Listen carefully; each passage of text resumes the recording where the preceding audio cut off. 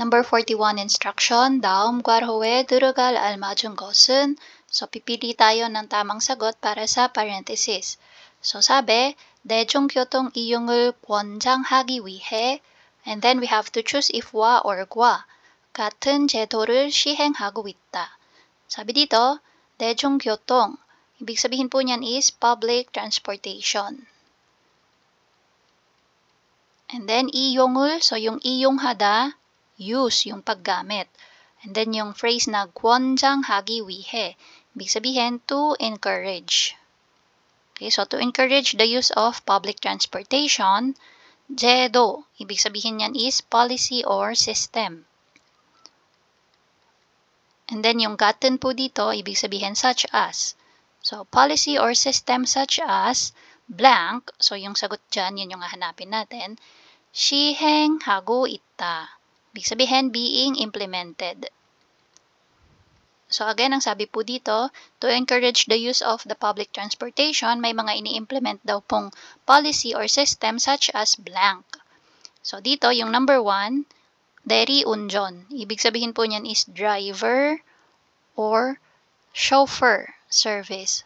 So dito po kasi sa Korea, halimbawa ako ay may dalang sasakyan, tapos nakainom ako ng alcohol. So bawal ko nang i-drive yung sasakyan ko na yon. So instead, tatawag ako ng someone na magda-drive para sa akin. Okay, so yun po yung service na pwede nilang gamitin dito sa Korea. Pero syempre, babayaran ko yung magda-drive na yon. And then number 2, 심야 할인 제도. So ito naman po is yung late night discount. Okay, so late night discount. And then again, sabi ko kanina yung 제도, no, system or policy. 현금 없는 버스, so 현금 cash, 없다, wala. So ibig sabihin cashless. So we have cashless bus. Kapag cashless bus, ibig sabihin hindi mo kailangan magbayad gamit ang cash.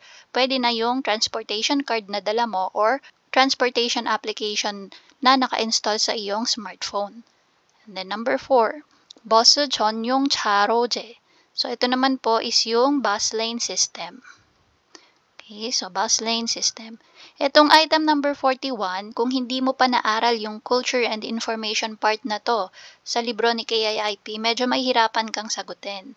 Again, this is a collection of items or topic na nadidiscuss sa libro ni KIIP. So yung sagot po dito actually is number 4. 버스 전용 차로제, bus lane system. So, meron pong tatlo, no? We have yung bus lane system, we also have yung bus arrival information service, at saka bus transfer discount system. So, ito po yung mga ini-implement para ma-encourage yung mga tao na gamitin yung public transportation dito sa Korea. So, again, yung sagot, no? 버스 전용 차로제. So, wala siyang 받침, kaya yung wa yung bibilugan natin dito. Okay?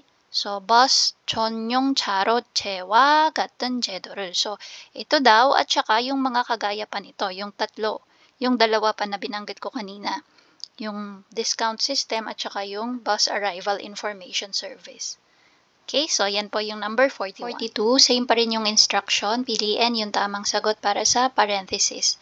Sabi, 한국인이 거주하는 집의 형태는 단독주택과 blank, and then choose if 으로 or 로 나눌 수 있다. 나눌 수 있다 meaning divided into. Okay, so nahati daw po sa 단독주택. Ano ba yung 단독주택? Single house. And then, tapos yung sagot.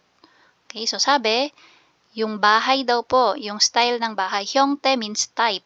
Okay, yung type of house na tinitirhan ng mga Koreans ay nahati sa single house and blank. So, ito number 1, sabi hanok.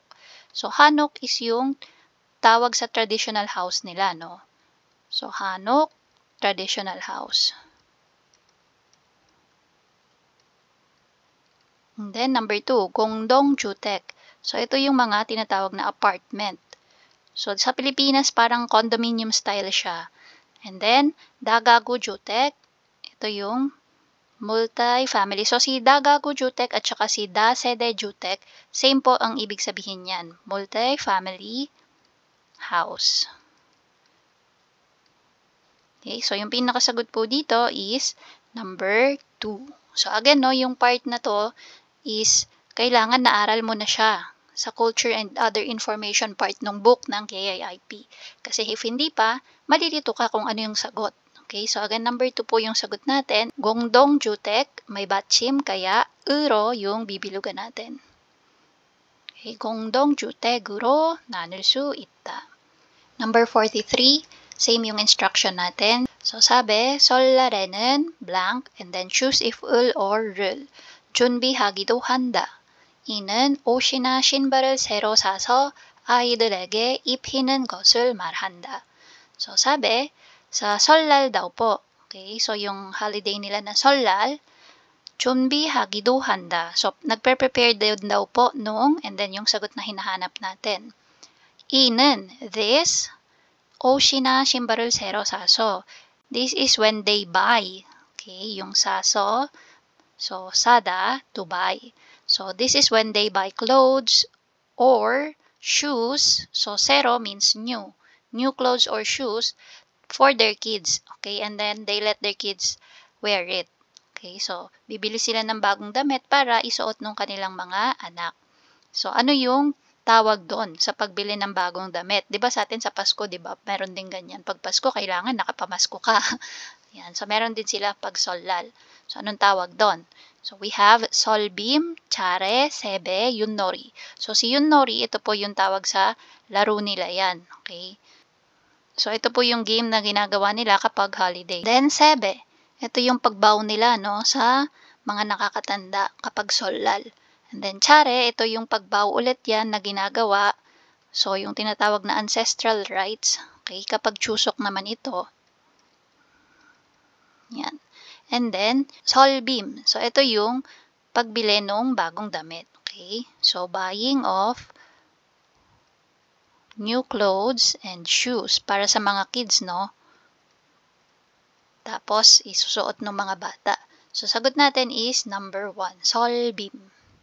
And then, dahil may batchim si Solbim, Solbim을.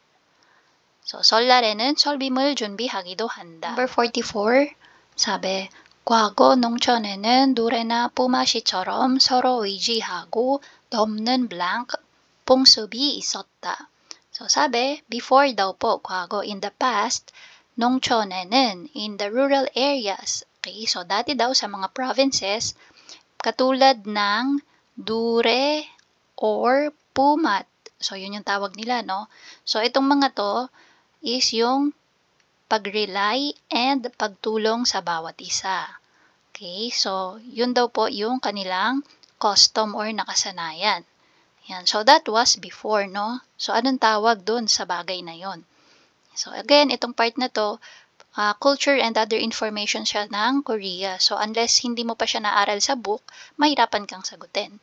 So dito, hyo, ibig sabihin, filial piety. And then yung hyanghuhwe, ito yung local community association. And then dongmunhwe, alumni association sa school naman, no? And then sangbu, sangjo, ito yung helping one another.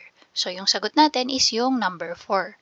Okay, kasi nga sabi, helping and relying to each other. So sangbu, sangjo. Number 45, 한국 음식에 대한 설명으로 맞지 않은 것은, so yung sinasabi po dyan, hanapin yung mali, okay, or hindi tama ang pagkaka-explain about sa Korean food. So number 1, 명절인 단오에는 떡국을 먹는다. So sabi, sa holiday daw po na Dano, ang kinakain daw po is tokkuk. So, dito pa lang mali na, no? Kasi yung tokkuk, kailan siya kinakain? Kapag Sollal. Okay? So, anong kinakain kapag Dano? Kapag Dano, ang kinakain is yung suri chwi tok. Meron silang ganong klaseng rice cake, suri chwi tok. Then, number 2, 한국의 전통적인 밥상은 밥, 국, 반찬으로 구성된다. Sabi, yung traditional dining table daw po ng mga Koreans ay consist ng rice, soup, and side dishes. So, ito tama. Number 3, 11월 말에서 12월 초에 많은 양의 김치 담그는 것을 김장이라고 한다. So sabi, late November to early December, yun daw pong paggawa ng kimchi ay tinatawag na gimjang. Okay, so tama po ito. Gimjang po ang tawag sa paggawa ng kimchi from late November to early December. Number 4, 된장, 간장, 고추장, 젓갈류 등과 같은 발효 음식을 반찬으로 많이 먹는다. So sabi, ito daw pong 된장, so soybean paste, 간장, soy sauce, gochujang, red pepper paste, and 젓갈류. So ito yung mga salted seafood. So itong mga katulad daw po na to na baryo umshik, pag sinabing baryo umshik, fermented food. So yung mga yan, fermented po yung mga yan. So yan daw po yung mga ginagamit para po sa mga pagkain nilang banchan, yung mga side dishes. Okay, so tama din po ito. Again, yung hinahanap is yung mali yung pagkaka-explain. So number 1 yung sagot natin.